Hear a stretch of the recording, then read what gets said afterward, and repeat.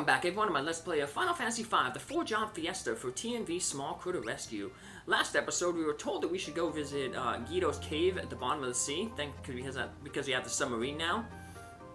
But before we did that, we did a little bit of exploration. We went to this new village, Meow, and we got some spells and some new equipment that'll help us out in this cave.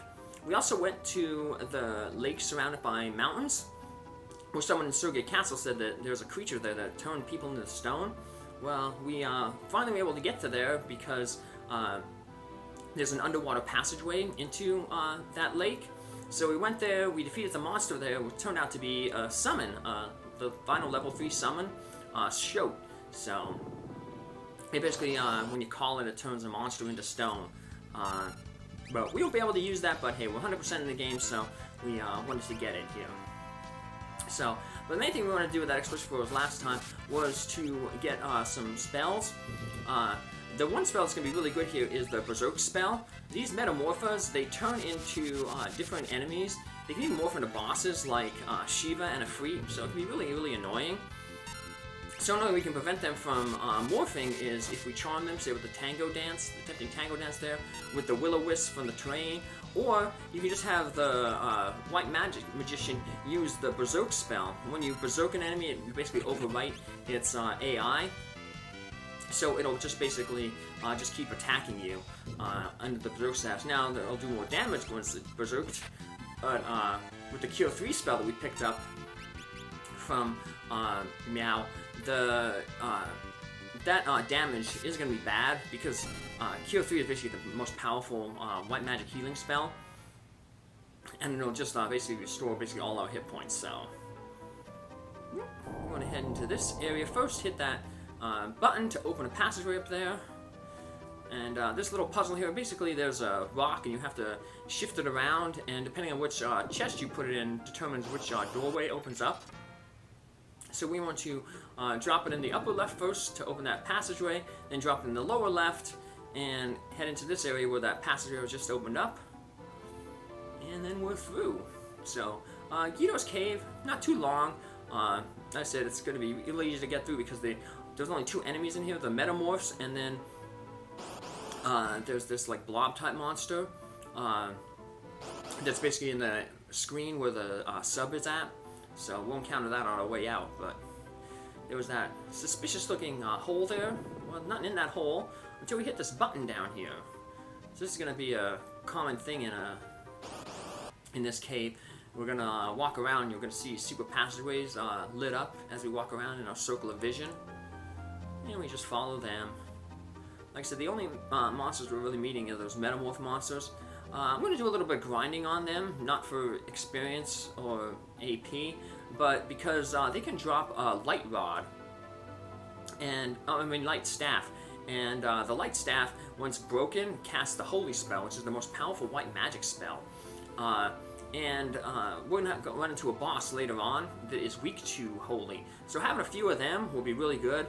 And we'll be able to break staffs because we have a white mage. We can't break rods because we don't have a black mage, a blue mage, or a red mage. They're able to use rods. White mages can't. But they can use the staff, so we want to farm 3 of them. I'll, of course, do that all off screen. But what's this total here? TNV's teasing the total. TNV, stop that!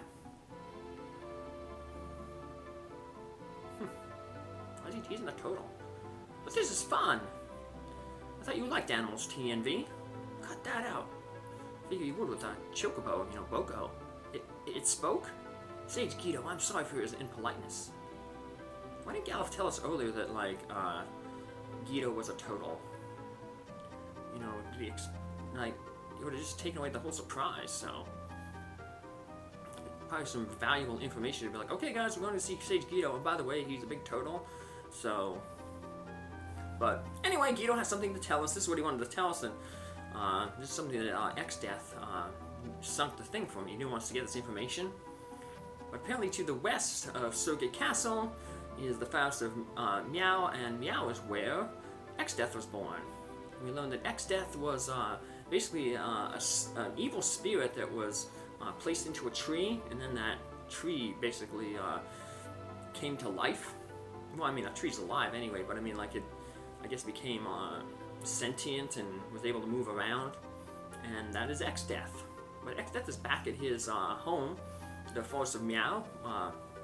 We tried to get in that forest when we went to visit the village Meow, but we weren't able to get in. But Guido here has the key to allow us to get in, so we are going to go to that forest to find Exdeath and maybe stop him in there. So yeah, he says that anyone tries to enter that forest will be attacked, but we weren't attacked, we were just blocked from entering. Now we will be attacked in there by random monsters, random encounters in there, but we didn't run into any of them on that first screen that we went to. Now we got this branch, and that'll allow us to enter the forest, so. It's a branch of the oldest tree in the forest, a part of the protective shield. With this, you can enter the forest.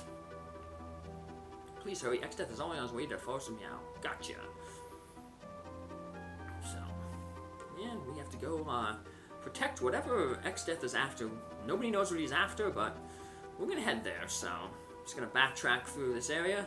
Like I said, we'll be farming those Metamorpha enemies to try to get 3 Staffs of Light. It took me about 45 minutes to get them, so I got a lot of AP, a few levels of, you know, from experience, mastered some jobs, but mainly just the Geomancer. I mastered, some folks also got the Magic Knight mastered for Galuf, so here's another Metamorpha here. The terrain's doing pretty good here. Got that Will-O-Wisp quite a few times too.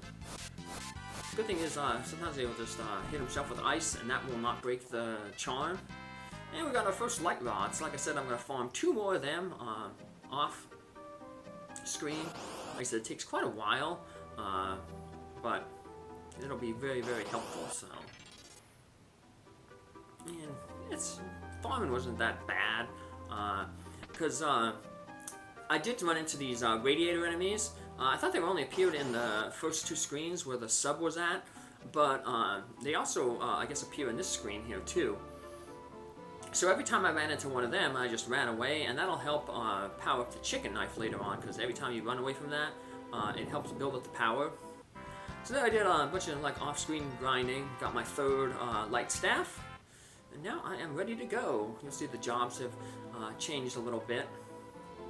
And now we're going to fight that last enemy in here, the radiator enemy, the blob enemy. Like I said, usually up here, I never counted them before in that room, but got him here.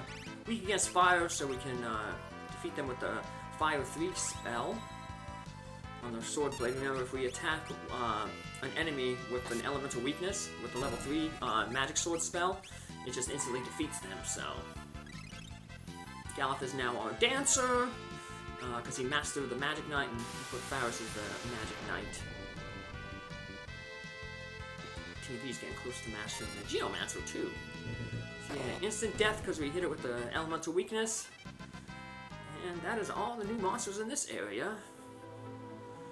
We're gonna get some more new monsters when we head to the Forest of Meow. Let's catch some Z's here. Heal ourselves up. And then we already know where the forest is because we went there earlier. So, just gonna take our submarine over. Like I said, the good thing about the submarine is, unlike the boat in the first world, there's no random encounters in the submarine. Underwater or above water, so it's pretty nice. Ooh, wrong way. I thought it was by Surrogate Castle there, but not yet. Maybe we can sneak through by Surrogate Castle. But, and if you get lost, that's what the map is for, so. Yeah, no, just gotta go down, or right above where we need to be, but we gotta go around this whole big area of land. And we just hug the coast, and we'll eventually get there. It was important that we healed before we went here, because there wasn't, you just rides up through the lake here, It's not like the lake, the other lake where, or Guido's cave where you have that little screen to transition. So I made a save there, which is good because then my capture card started messing up, so I was able to restart here and head right outside the area before it screwed up. So, and with the branch, we were able to enter into the forest. And they said that with the branch, we'd be able to get into the forest, but that doesn't prevent us from being attacked by enemies in the forest. So there's tiny mages there. They could be mini mages. I mean, they can be really annoying because they can cast a size spell on you. Those Garuji enemies, they're really weak, but they have really good evasion. Thankfully, we're able to kind of avoid that evasion with the terrain. The leaf just basically blows them away. They have really little hit points, so these mammon trees, weak to fire. You can maybe hit them with a fire 3 spell, finish them off. Yeah, you see they can cast the berserk spell, but by berserking the mini mage, they actually made it worse because the mini mage, like I said with berserk earlier, it overwrites his AI.